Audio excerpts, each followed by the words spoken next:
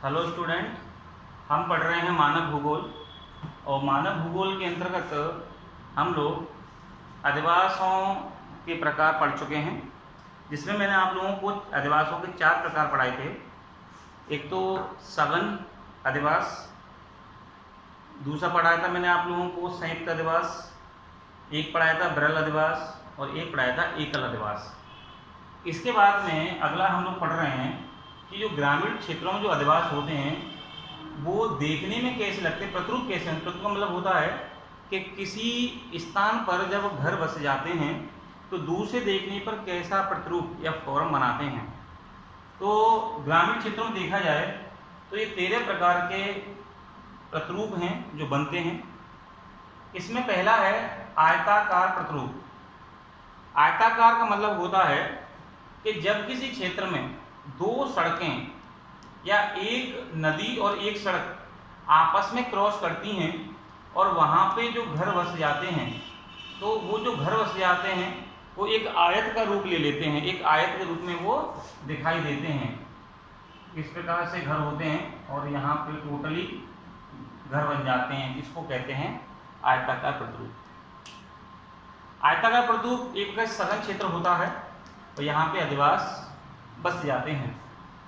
अगला है नाभीय प्रतिरूप। नाभीय और आयताकार एक जैसे दिखाई देते हैं, बस थोड़ा सा अंतर इसमें ये रहता है कि आयताकार प्रतिरूप होते हैं वो सघन हो जाते हैं बीच में, जबकि जो नाभीय प्रतिरूप होते हैं उसमें चारों तरफ से सघन होते हैं जबकि बीच में कुछ जगह रिक्त रह जाती है। तो ये नाभीय प्रतिरूप कहलाते हैं। अगला है वृत्ताकार प्रतिरूप। ऐसे प्रतिरूप जो किसी झील के चारों ओर, किसी पहाड़ के चारों ओर या किसी तालाब के चारों ओर गोल आकृति में जब अधिवास बस जाते हैं तो दूर से देखने पर वो वृत्त की तरह बन जाते हैं। इसको वृत्ताकार प्रतिरूप कहते हैं। अगला होता है तीर प्रतिरूप, एरो पैटर्न। एरो पैटर्न जो होता है इसमें क्या होता है कि जैसे ये कोई रास्ता है, कोई एक मार्ग है और इस मार्ग में 2 मार्ग आकर के इसमें मिल रहे हों या 2 सड़कें मिल रही हों, तो जब ये मार्ग ऐसे आ रहा है, ये ऐसे जा रहा है और एक मेन मुख्य मार्ग है, तो इन मार्गों के किनारे किनारे अधिवास बस जाते हैं। ये दूर से देखने पर तीर के नुमा दिखाई देते हैं, इसलिए इसको एरो पैटर्न या तीर प्रतिरूप कहते हैं। अगला है अर्धवृत्ताकार प्रतिरूप, सेमी सर्किल। सेमी जो सर्किल होते हैं, अर्धवृत्ताकार होते हैं, वो आधे वृत्त की तरह दिखाई देते हैं। ऐसा प्रतिरूप उन क्षेत्रों में देखने को मिलता है जहां पर किसी तालाब और झील की आकृति एक अर्धवृत्त के समान हो, तो उसके चारों ओर अधिवास बस जाते हैं और ऐसे अधिवासों को अर्धवृत्ताकार प्रतिरूप के नाम से जानते हैं। अगला है तारा प्रतिरूप, स्टार पैटर्न। स्टार पैटर्न उन क्षेत्रों में बनते हैं जहां पर 2 सड़कें और एक नदी या 3 सड़कें आपस में एक दूसरे को एक निश्चित क्षेत्र बिंदु पे काटती हैं। तो यहाँ उस स्टार के चारों तरफ अधिवास बस जाते हैं और दूर से देखने पर ये स्टार के नुमा या तारे के नुमा दिखाई देता है, इसलिए इसको तारा प्रतिरूप कहते हैं। अगला है रेखीय प्रतिरूप। रेखीय प्रतिरूप का मतलब होता है कि जैसे ये कोई सड़क जा रही है या कोई नदी जा रही है, उसके किनारे किनारे अधिवास जब बस जाते हैं कि सड़क के किनारे या नदी के किनारे, तो उसे रेखीय प्रतिरूप के नाम से जानते हैं। अगला है अरीय प्रतिरूप। अरीय का मतलब होता है तो एक ऐसा क्षेत्र जहाँ पे चारों तरफ घर हों, चाहे वो एक आयताकार आकृति की तरह हो, बीच का जो एरिया है वो खुला रहे और चारों तरफ घर बन जाएं, या एक इस प्रकार से ग्रामीण क्षेत्र बसाया जाए कि बीच का स्थान रिक्त रखा जाए, उसे अरीय प्रतिरूप के नाम से जानते हैं। अगला है पंखा प्रतिरूप, फैन पैटर्न। ये पंखा प्रतिरूप आप देख पा रहे होंगे, इस प्रकार से पंखा के नुमा है।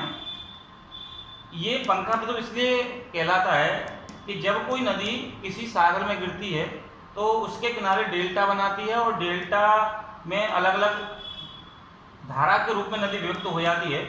यहाँ की मिट्टी काफ़ी उपजाऊ होती है, तो यहाँ पे कुछ लोग आकर के अपने अधिवास बना लेते हैं। तो दूर से देखने पर ये पंखा के नुमा दिखाई देता है, इसलिए इसको क्या है, पंखा प्रतिरूप कहते हैं। अगला है अनियमित प्रतिरूप। अनियमित का मतलब होता है कि ऐसे प्रतिरूप जहाँ पे आपस में प्रतिरूप मिक्स हो जाएं, जैसे ये रेखीय प्रतिरूप बन गया, इसमें त्रिभुजाकार भी बन गया, या इसमें और भी कोई शेप बन सकती है।